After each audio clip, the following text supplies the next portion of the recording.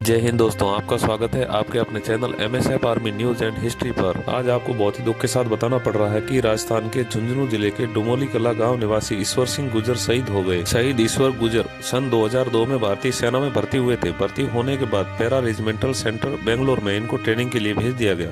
1 साल की पूरी ट्रेनिंग हो जाने के बाद ये सिपाही बने और सिपाही बनने के बाद 6 पैरा SF रेजिमेंट में इनको भेजा गया, जहाँ पर ये अपनी सेवाएं दे रहे थे। पिता लीलाराम और माता बनारसी देवी के 3 बेटे हैं। 3 बेटों में सबसे बड़े मदन, जो कि अपने पिता के साथ खेती बाड़ी का काम करते हैं। दूसरे नंबर पे शहीद ईश्वर गुजर और तीसरे नंबर पे संत कुमार, जो कि भारतीय सेना में नायब सूबेदार के पद पर तैनात हैं। शहीद ईश्वर सिंह के परिवार में उनकी पत्नी किरण देवी, 2 बेटियां और 1 बेटा है। बड़ी बेटी प्रिया जो कि 20 साल की है, कॉलेज में फर्स्ट ईयर में है।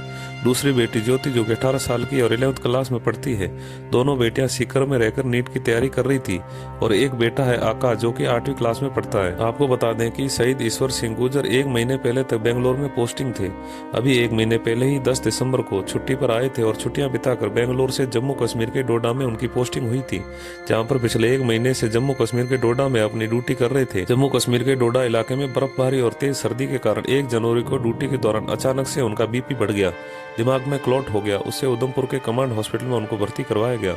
2 जनवरी को वो कोमा में चले गए। 8 जनवरी की रात उन्होंने अंतिम सांस ली और हमेशा हमेशा के लिए देश के लिए शहीद हो गए। जैसे ही हवलदार ईश्वर गुजर के शहीद होने की सूचना उनके परिजनों और गांव वालों को मिली तो पूरे गांव में शोक की लहर दौड़ पड़ी और परिजनों का रो रो कर बुरा हाल हो रहा था। शहीद ईश्वर गुजर को उधमपुर कमांड हॉस्पिटल में सैन्य टुकड़ी द्वारा गार्ड ऑफ ऑनर देकर श्रद्धांजलि दी गई और पार्थिव देह शरीर को उनके पैतृक गाँव के लिए रवाना किया गया। शहीद ईश्वर सिंह का पार्थिव देह शरीर उधमपुर से झुंझुनू लाया गया और झुंझुनू से फूलों से सजे सैन्य वाहन से उनका पार्थिव देह शरीर उनके पैतृक गाँव लाया गया।